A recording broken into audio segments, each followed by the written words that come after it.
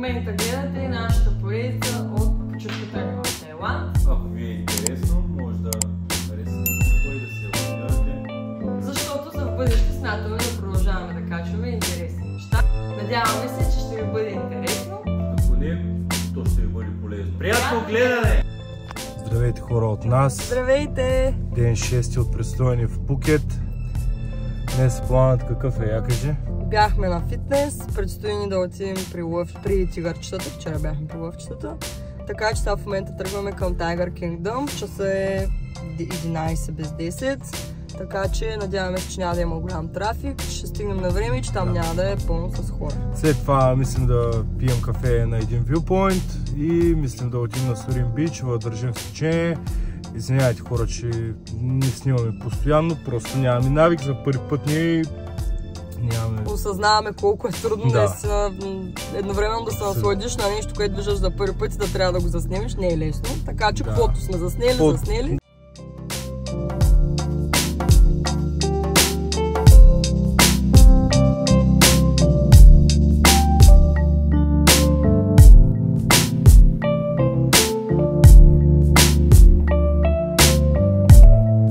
Вече сме на касата при тигърчетата и общо взето си избрахме един голям и един малък тигър. Комбото струва 1725 бати на човек.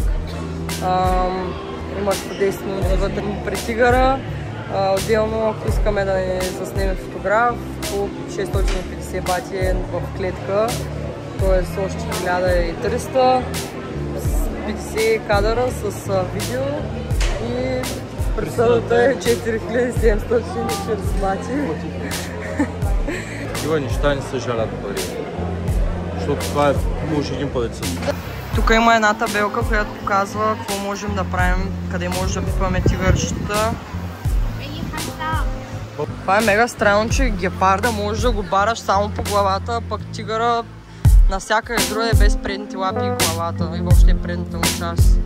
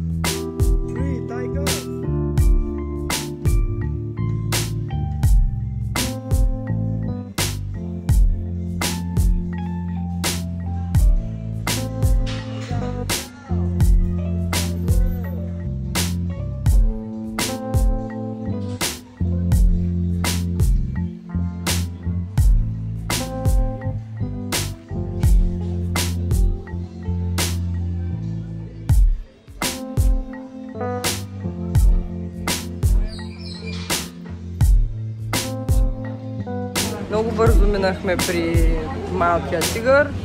Общо взето е с размерите на нашия Ротвайлер.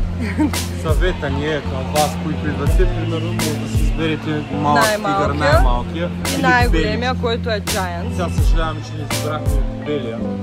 Не, за белия аз не съжалявам, по-скоро съжалявам за това, че не избрахме бебето и най-големия, защото има много голяма разлика между двете, пък сега малкия не е много малък.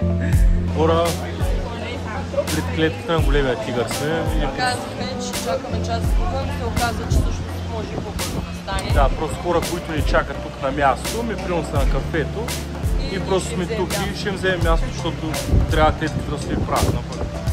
Ние сме си тук, порехме взехте си едно кафе след средните тигърчета. Малки. Малки, да, малки. Малки просто са големи. Колкото нашия Ротвайлер. Сега чакаме пред тигъра. Да. И ще има апдейт веднага след това. Има ли? Ще има каблят. София!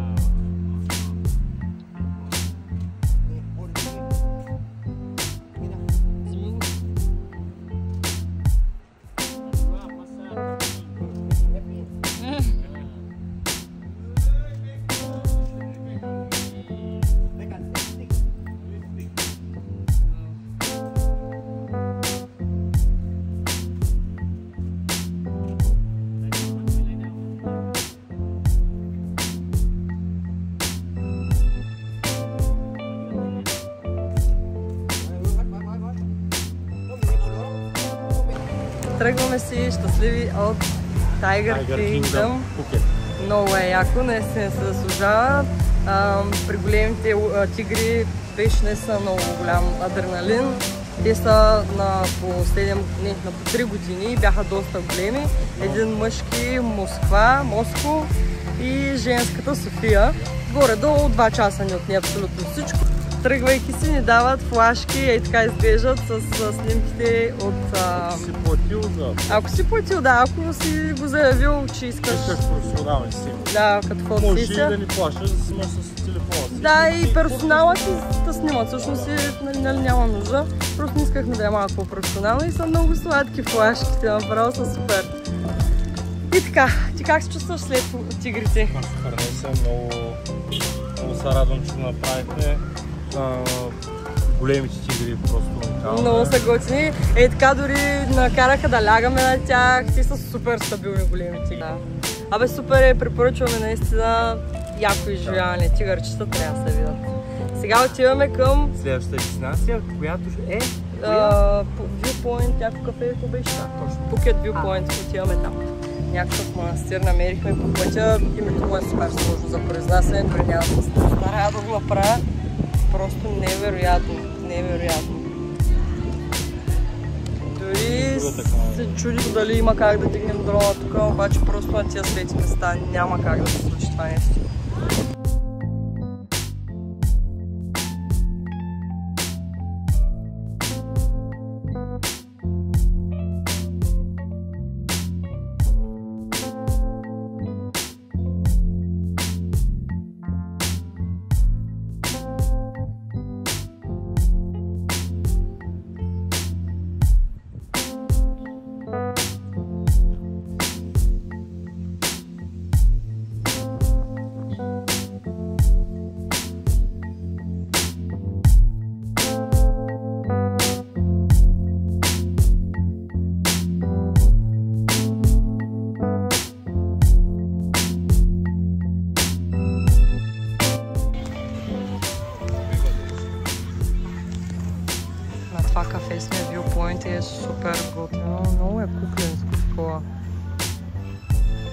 уникална гледка има.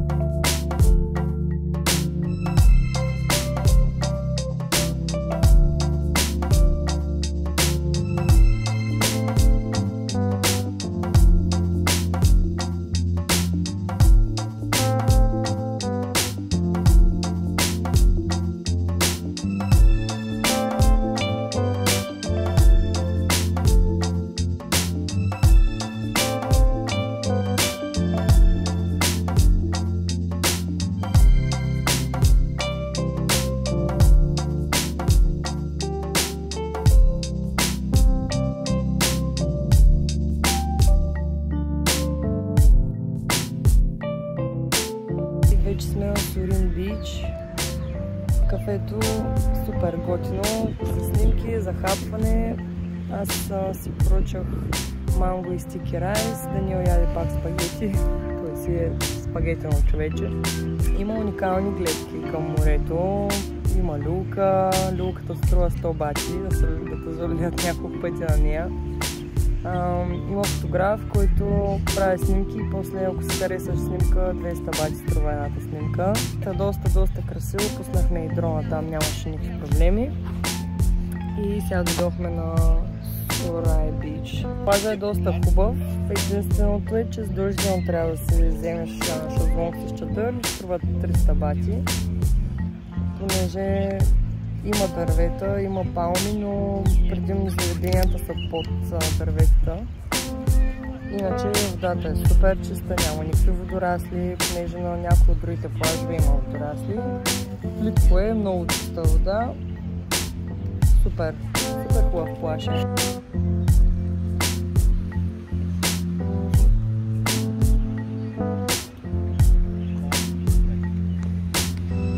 Пак ще пуснем дрона по някое време. Прибрахме се вече в къщи и минахме през магазина, понеже сме много гладни, преди да излезем. Аз си взех едно суши, ние такива един кебаб И направих грешката да го помоля да ми вземе едно смути от авокадо. Чисто е и е отвратително. Питах сега го оправя, като насложих протеин, стана леш. Не се вземайте смути от чисто авокадо, не е хубаво. И нещо, което ми направи впечатление в магазина, момичето ни накара да си изтеглим някакво приложение, което ни спестява 100 бати.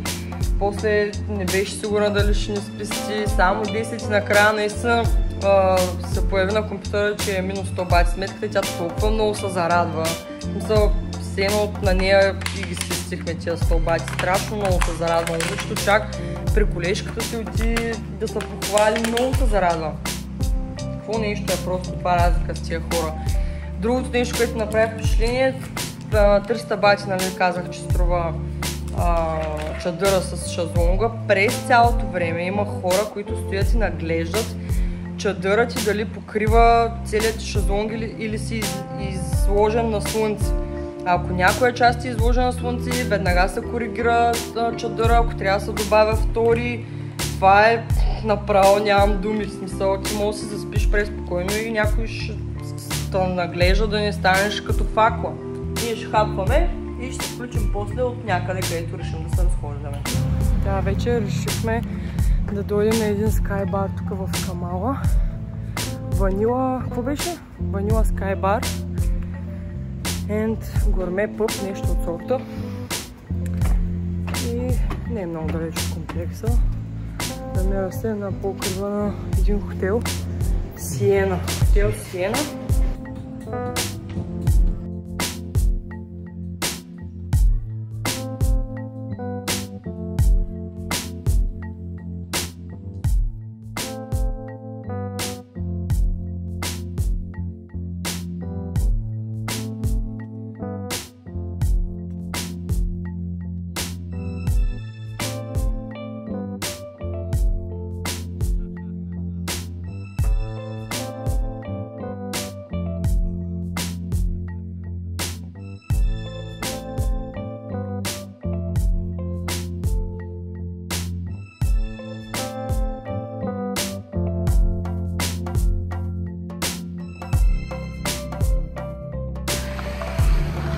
Хайде малко моренце.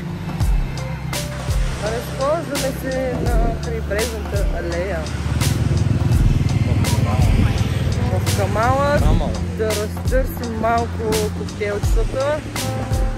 Обаче много надомързя вече и стигаме да е там още малко и се връщаме. Да, утре пак имаме план за деня.